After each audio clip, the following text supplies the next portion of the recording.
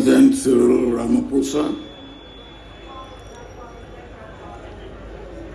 other heads of government here present, my colleagues, former presidents, government officials, my Lord the Archbishop, and my Lord Spiritual,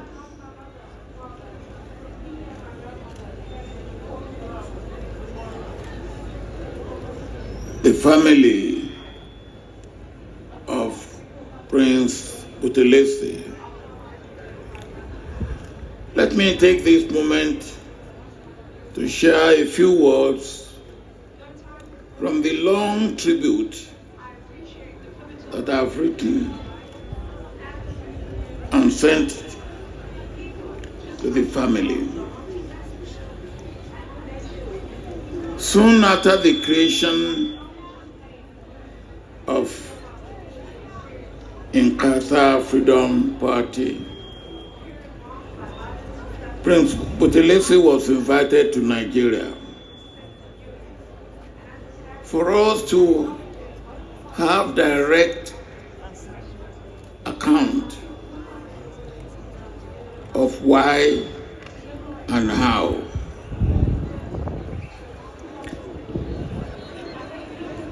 And he came and he briefed us.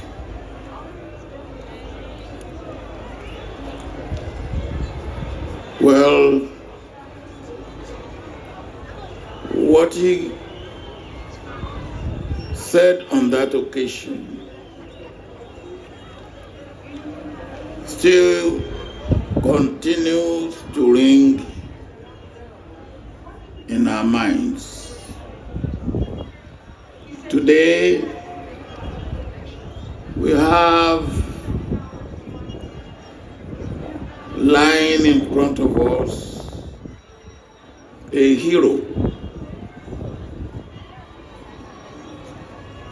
a victor, a conqueror in the struggle and fight against human inhumanity, against human.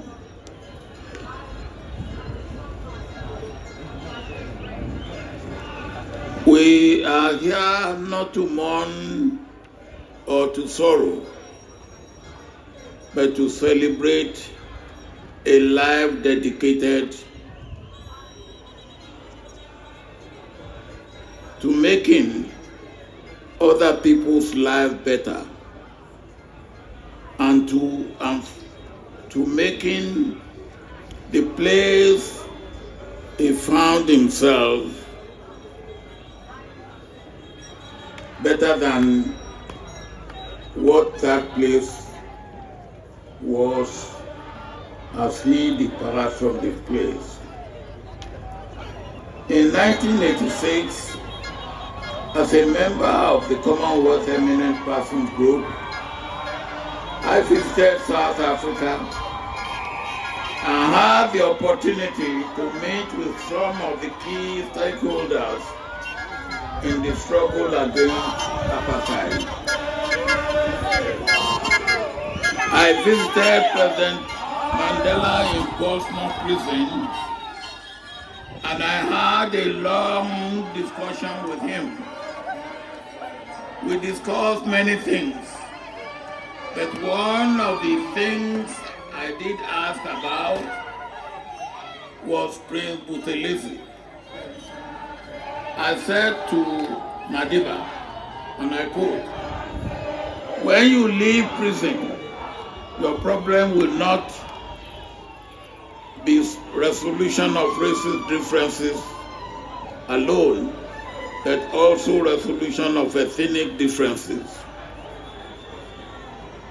And Nelson Mandela understood me perfectly, and he responded, and I quote, "You are referring to Comrade Buthelezi." He is a freedom fighter in his own right. The means are different, but the objectives are the same. End of quote. Despite the narrative surrounding Prince Buthelezi at the time, Nelson Mandela knew who Prince Buthelezi was and knew that at his core, when one looks at Prince Buthelezi, one sees a committed fighter for greater freedom in South Africa. I learned a good lesson from that position of Madiba, and I reported it to Prince Buthelezi. During the period that the IFP and ANC had their issues, Mandela never questioned the genuineness and the authenticity of Buthelezi as a committed freedom fighter. The fact that South Africa did not descend into a full-scale civil war during the 1990s is one of the true miracles of our time. Prince Buthelezi must be commended for his resistance to escalating tensions with the ANC. Not only did Prince Buthelezi balk at the thought of civil war, but he was more than ready to sit around the table and offer his wisdom for the establishment of a new South Africa. While being able to sit across the table, Prince Buthelezi also exhibited a position of principles during the negotiations, which some might say were disruptive to the negotiations, while others will see it for what it was: a man dedicated to the people he served. I talk, of course, of the prince's insistence on Isilo, the Zulu monarch, being part of the negotiation. During the negotiation, Prince Buthelezi exhibited a capacity for compromise, such as accepting that South Africa will not be a federal state system in which provinces will hold greater power. However, on the issue of traditional leadership, Prince Buthelezi took a principled stance. During the visit of Commonwealth Eminent Persons Group to South Africa in 1986, I asked Prince Buthelezi what was goading him on. Without hesitation, he replied, "Interest of all people of South Africa." I said, "We are all with you." Taking a trip down memory lane was also his gracious acceptance to attend my 82nd birthday on March 5th, 2019 in Abeokuta, in Ogun State of Nigeria. On that occasion, he gave an inspiring lecture, which was laden with memorable narrations of how South Africa rose to freedom from apartheid and the roles of different actors in the emerging scenes.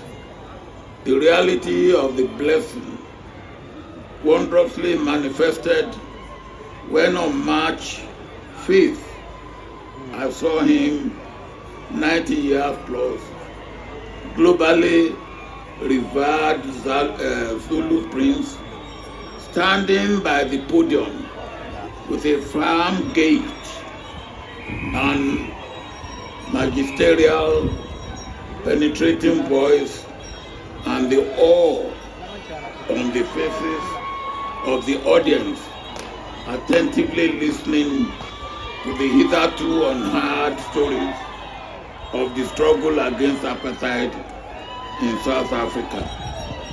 I had my eyes glued to him throughout the lecture, my mind walking with him along the historical journeys he traced with excitement in my eyes and sprinkle of smiles for supporting the effort, especially of the Inkatha Freedom Party, which he led, and the ANC in the struggle against apartheid. It was one of the best lectures I've ever listened to, and from the feedback from the audience, one of the most memorable. When I honored his invitation to deliver the keynote address at the occasion of the inaugural public lecture on the key aspects of Prince Buthelezi's legacy on March 21st, 2023 in Durban here, I did not know that would be our last meeting. But I am delighted I spent good time with him on that occasion. Indeed, the death of a leader of Prince Buthelezi's stature is a big loss, not only to his immediate family and country, but to the whole of Africa, or if I may add, the whole of black race. He lived to work for dignity of humanity, but particularly dignity of the black man. History will record his vital contribution to the realization of the dream of regional unity in Southern Africa. To learn more about his life is to learn more about strong moral leadership, commitment to principles, dedication to the people he served and led, and what it truly means to possess the traits of courage and bravery. Prince Buthelezi had the misfortune of being born during trying times, but the fortune to walk among giants and the ability to become one great giant himself. In this context, the Zulu nation, South Africa, and indeed the African continent as a whole must continue to honor and hold him in high regard, despite the fact that he is no more with us here on earth, but his legacy remains with us. May his soul rest in perfect peace.